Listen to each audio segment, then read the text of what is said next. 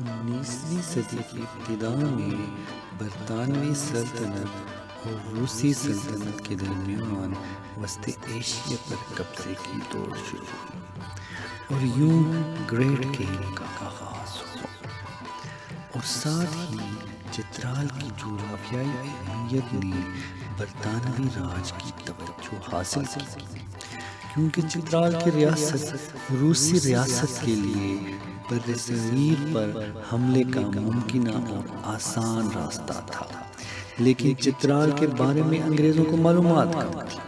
اس لیے برطانوی راج نے چترال کی ریاستی اہمیت و صلاحیت کی کھوج میں جارج ہیورڈ، رابرٹ شاہ اور بہت سے لوگ بھیجے۔ برطانوی راج کو دھچکا اس وقت لگا جب جارج ہیورڈ کو اس علاقے میں قتل کیا گیا۔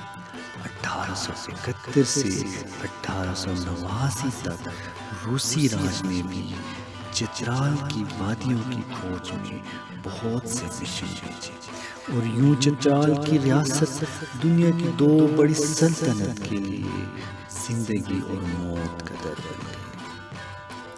محترم شاہ ثالث المعروف آدم خور متار کو ہٹا کر امان الملک 1856 میں تخت چترال پر جلوہ افروز ہوا اور 1892 تک چترال پر حکومت کی۔ عوام میں وہ لٹ متار کے نام سے مشہور ہوا۔ اس کا شمار چترال کے معروف ترین حکمرانوں میں ہوتا ہے۔ چترال شہر میں مہتر کی رہائش گاہ یعنی چترال کا قلعہ دریائے چترال کے کنارے پہ واقع تھا، اور آج بھی یہ قلعہ اسی جگہ پر واقع ہے۔ یہ قلعہ مہتر کی تمام دولت، حکمت عملی اور طاقت کا محور تھا۔ اس وقت چترال کے مشرق میں یاسین، ہنزا اور نگر کی ریاست تھی، جنوب مشرق میں کشمیر کا علاقہ تھا، اور یہ سب برطانوی سامراج کی ماتحت ریاست تھی۔ چترال کے جنوب میں پٹھانوں کا قبائلی علاقہ دیر و جنجل تھا، اور ان کے جنوب میں دریائے کابل اور پشاور کے علاقے تھے جو برطانوی سامراج کے ماتحت تھے، جبکہ چترال کے مغرب میں افغانستان کی ریاست تھی۔ 1891 میں چترال کی ریاست تک پہنچنے کے لیے دو بڑے اور بنیادی راستے استعمال ہوتے تھے۔ ایک راستہ ایک مشرقی راستہ جو دریائے یاسین کے ساتھ ہوتا ہوا گلگت، ہنزا اور کشمیر کا راستہ تھا، جبکہ دوسرا جنوبی راستہ دریائے کنڑ کے ساتھ ساتھ تیر سے ہوتا ہوا لواری پاس سے چترال پہنچتا تھا۔ شاہ امان الملک کا دور اقتدار 36 سال رہا۔ اس نے انگریزوں اور مہاراجہ کشمیر سے معاہدہ کر کے کسی حد تک چترال کی ریاست کو محفوظ بنا لیا تھا، مگر اس کی آنکھ بند ہوتے ہی چترال مختلف انقلابات، خانہ جنگی اور بیرونی حملوں کا ایسا شکار ہوا کہ 3 سال کے مختصر عرصے میں 5 حکمران بدلے اور شہزادوں کا خون ایک دوسرے پہ ارزاں ہو گیا۔ مہتر امان الملک کے انتقال کے وقت اس کا بڑا بیٹا نظام الملک یاسین میں حکمران تھا، اور دوسرا بیٹا افضال الملک مستوج میں ہوتا تھا۔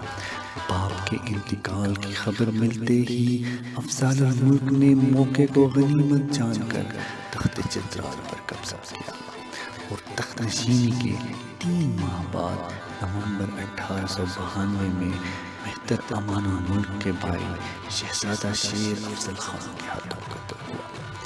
شیر افضل خان افغان مدد سے لٹکو کے راستے ہوتا ہوا قلعہ چترال پر واپس ہوا اور چترال کا حکمران بنا، مگر اس کے نصیب میں بھی حکومت کے دن گنے چنے تھے۔ مشرقی راستے یعنی گلگت سے انگریزوں کی مدد سے جب شہزادہ نظام الملک کافی لشکر لے کر چترال کی حدود میں داخل ہوا تو شیر افضل خان نے حالات ناموافق پا کے کابل کی طرف روانگی اختیار کی اور یوں تخت چترال کو خالی پا کر سردار نظام الملک تخت نشین ہوا۔ عوام میں وہ سردار متار کے نام سے مشہور۔ اس نے برطانوی حکومت سے درخواست کر کے چترال میں ایک برٹش آفیسر مقرر کیا اور یوں کیپٹن ینگ ہسبینڈ چترال میں تعینات ہونے والے پہلے پولیٹیکل آفیسر، اور اس کو بعد میں لیفٹیننٹ کرنل نے اس کی جگہ، مگر جلد ہی نظام الملک اپنے بھائی امیر الملک کے ہاتھوں قتل ہوا اور یوں امیر الملک تخت چترال پر قابض ہوا۔ تاہم ان کی حکمرانی کو برطانوی حکومت نے تسلیم بھی نہیں کی تھی۔ اس دوران عمر خان اور جندول نے لواری درہ عبور کر کے 5000 لشکر سمیت چترال پر حملہ آور ہوا۔ اسی اثنا میں شیر افضل خان جو کابل میں جلا وطن تھا چترال میں وارد ہوا، اور اب عمر خان اور شیر افضل خان کی مشترکہ فوجوں نے چترال کی جانب پیش قدمی شروع کی۔ ان کی پیش قدمی کو روکنے کے لیے گلگت میں برٹش ایجنٹ کرنل رابرٹسن نے 400 ریگولر اور 400 دیگر سپاہیوں کے ساتھ چترال پہنچا اور جا کر چترال قلعے پہ قابض ہوا۔ اس نے دفاعی حکمت عملی ترتیب دی اور 3 مارچ 1895 کو قلعے کے اندر ایک دربار بلا کر حکومت برطانیہ کے اس حکم کا اعلان کیا، چونکہ امیر الملک ملک کی حفاظت میں ناکام رہا لہذا اسے معزول کیا جاتا ہے اور شہزادہ شجاع الملک کو تخت نشین کیا جاتا ہے، جو اس وقت 13 سال کا تھا۔ یہاں سے محاصرہ چترال کی کہانی شروع ہو جاتی ہے۔ اس وقت چترال کا قلعہ 800 مربع محیط تھا اور اس کا زیادہ تر حصہ لکڑی، پتھر اور مٹی سے بنا ہوا تھا۔ قلعے کی دیواریں تقریباً 25 فٹ بلند تھیں اور 8 فٹ تک چوڑی تھی، اور یہ دریا چترال کے کنارے پہ واقع تھا۔ قلعہ محاصرے کے وقت اس میں کل 543 افراد موجود تھے، جس میں 5 برطانوی انگریز، 400 کے قریب سکھ اور ڈوگرا سپاہی تھے۔ محدود پیمانے پر گولہ بارود جبکہ 30 دن کی خوراک بھی قلعے کے اندر موجود تھی۔ گارڈن نے قلعے کی حفاظت کی ذمہ داری کیپٹن ٹاؤن شیڈ کے سپرد کی اور یہ محاصرہ 46 دن تک جاری رہا، یعنی 3 مارچ 1895 کو شروع ہوا اور 20 اپریل 1895 کو اختتام پذیر ہوا۔ اس محاصرے کے مرکزی کرداروں میں ایک طرف برطانوی فوج، انڈین فوج، کشمیری ریاست اور ہنزر نگر کے دستے تھے، تو دوسری طرف چترالی، جندولی اور افغان پٹھان دستے تھے۔ اس محاصرے کی گونج برطانوی پارلیمنٹ میں گزری اور فوراً ہی تاج برطانیہ نے اس محاصرے کو ختم کرنے کے لیے برطانوی فوج چترال بھیجنے کا حکم دیا۔ اس طرح محاصرہ چترال میں انگریزوں کی مدد کے لیے 2 ریسکیو مشن بھیجے گئے۔ ایک مشن مشرقی راستے یعنی گلگت سے لیفٹیننٹ کرنل کیلی کی سربراہی میں روانہ کیا گیا، اور دوسرا مشن جنوبی راستے یعنی مالاکنڈ سے میجر جنرل رابرٹ لو کی سربراہی میں روانہ کیا گیا۔ چترال ریلیف فورس میں تقریباً 15,000 برطانوی، انڈین فوجی، 900 کے قریب سویلین اور 30,000 کے قریب بھاری برداری کے لیے مختلف جانور تھے۔ بھاری توپ خانہ، انفینٹری اور انجینئرنگ فورس کا دستہ بھی تھا، اور یہ اپنی نوعیت کی عظیم ترین فوج تھی۔ اس دوران شیر افضل اور عمر خان کے فوجیوں نے کئی بار قلعے کے سامنے سے حملے کیے۔ قلعے کے ارد گرد مورچے بنا کر سامنے دینین گاؤں اور شروک گاؤں سے قلعے پر گولے برسائے گئے۔ قلعے کا پانی بھی بند کیا گیا، مگر مدافعتی حصار کو وہ نہ توڑ سکے۔ جہاں ایک طرف قلعے کا محاصرہ جاری تھا تو دوسری طرف شیر افضل اور کرنل رابرٹسن کے درمیان مصالحت اور لڑائی کی امن تصویر کی کوشش۔ اپریل 1895 کے شروع میں محاصرین نے قلعے کے گرد گھیرا مزید تنگ کیا، پانی والے سرنگ کے دہانے پر حملے بڑھا دیے۔ قلعے پر گولہ باری دن رات جاری رہی، قلعے کے برجوں کو بھی آگ لگا دی، قلعے کے دیواروں کے نیچے سرنگ بنا کر قلعے کے اندر گھسنے کی کوشش کی۔ ایک ریلیف مشن جو گلگت سے جنرل کیلی کی سربراہی میں نکلا تھا، اس میں 400 باقاعدہ فوجیں اور بہت سا توپخانہ تھا، اور یہ برف سے ڈھکے شندور پاس کراس کر کے وادی لاسپور سے چترال کی سمت پیش قدمی تیز کر۔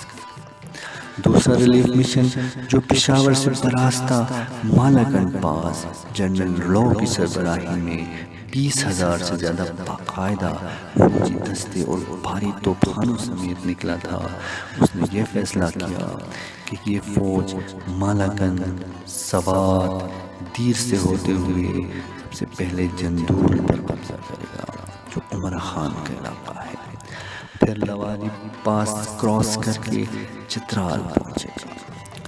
مالاکنڈ پاس پر کمسام کی جنگ ہوئی اور جلد ہی انگریزوں نے بھاری توپخانے کی مدد سے مالاکنڈ فتح کر لی اور آگے بڑھ کر تھانہ، چکترا اور دیگر دیہات فتح کر کے 13 اپریل 1895 کو چندول کی سرحد پر پہنچی۔ عمرہ خان چترال سے 900 لوگوں کا لشکر لے کر جندول پہنچا، مگر انگریزوں کی سخت گولہ باری کی تاب نہ لا کر 17 اپریل 1895 کو افغانستان فرار ہوا۔ انگریزوں نے جندول فتح کر لی اور اس کے بعد انگریز فوج نے لواری پاس کراس کر کے چترال کی سمت پیش قدمی شروع کی۔ ایک طرف 18 اور 19 اپریل 1895 کی درمیانی رات چترالی فوج نے مورچوں کی مدد سے سرنگ کے ذریعے قلعے کے دروازے پر سخت حملہ کیا، مگر بس کافی چترالی اور پٹھان فوج بھی اس میں ہلاک ہوئی۔ دوسری طرف جنرل رو اور کرنل کیلی کی لواری پاس اور لاسپور سے پیش قدمی کی خبر سنتے ہی اور جندول کی فتح کے بعد عمرہ خان کی افغانستان فرار نے محاصرین کے حوصلے مزید پست کیے اور اس طرح شیر افضل خان بھی بشکار کی طرف فرار ہوا، جہاں سے وہ ہندوستان چلا گیا۔ اس طرح محاصرین کی فوجیں پسپا ہوئی اور یہ محاصرہ 46 دن بعد اختتام پذیر ہوا۔ اس طرح شجاع الملک ریاست چترال کا حکمران بنا۔ 41 سال اس نے پرامن حکومت کی اور ریاست چترال باقاعدہ طور پر برٹش انڈیا کا حصہ بن گئی۔ یہ چترال ایکسپیڈیشن یا یہ فوجی مہم کو برطانیہ کی تاریخ میں بنیادی اور جرأت کی مثال کے طور پر پیش کی